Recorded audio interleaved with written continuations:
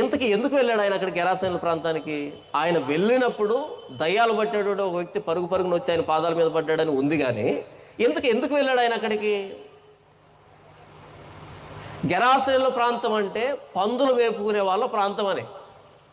ఏ యూదుడు కూడా అక్కడికి అడుగు పెట్టడు, దానివైపు చూడకూడదు. ఎందుకంటే పంది అన్నది అపవిత్రమైన జంతువు యూదులకి. అలాంటి పందులు వేపుకునేటువంటి ప్రాంతానికి పరిశుద్ధుడు ఎందుకు కాలు మోపాడు? నశించిన దానిని వెదకి రక్షించడానికి.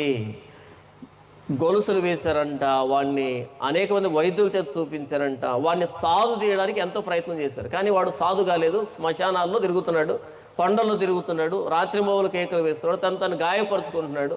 అలాంటి స్థితిలో ఉన్నాడు. ఆ వ్యక్తిని వెతకడానికి వెళ్ళాడు ప్రభు అయిన యేసుక్రీస్తు వారు, నశించిన దాన్ని వెదకి రక్షించడానికి. అందుకే మీరు చూడండి, ప్రభు అయిన యేసుక్రీస్తుని ఎవరు అంగీకరించుంటారంటే, ఈయన చాలా మంచోడండి అని సర్టిఫికేట్ తీసుకుంటాడు కదా, వాళ్ళు యేసు దగ్గర రాలేరు పాపం. ఎవరు వచ్చింటారు యేసు దగ్గరికి? వీడు చెడిపోయినోడు, వీడి వల్ల సమాజానికి ఏ ఉపయోగం లేదంటే వాడు ఉంటాడు మొదటి వరుసలో యేసు నమ్ముకొని. ఎందుకంటే ఆయన వెదుకులాట నశించిన వారినే. నశించిన వారికే ప్రభువు పిలుపు అర్థమవుతుంది, అంతే కదా. ఎవరైతే నాశనానికి సిద్ధంగా ఉంటారో, నశించి ఉంటారో, ఎవరైతే చెడిపోయి ఉంటారో వాళ్ళకు ప్రభువు ప్రకటన అంత మాధుర్యంగా వినపడుతుంది. నేను పాపులను పిలువ వచ్చిందంటే వాళ్ళకు అర్థమవుతుంది ఆ మాట. నేను నశించిన దాన్ని వెదకి రక్షించడానికి వచ్చానంటే వాళ్ళకు అర్థమయ్యేటువంటి పదం అది.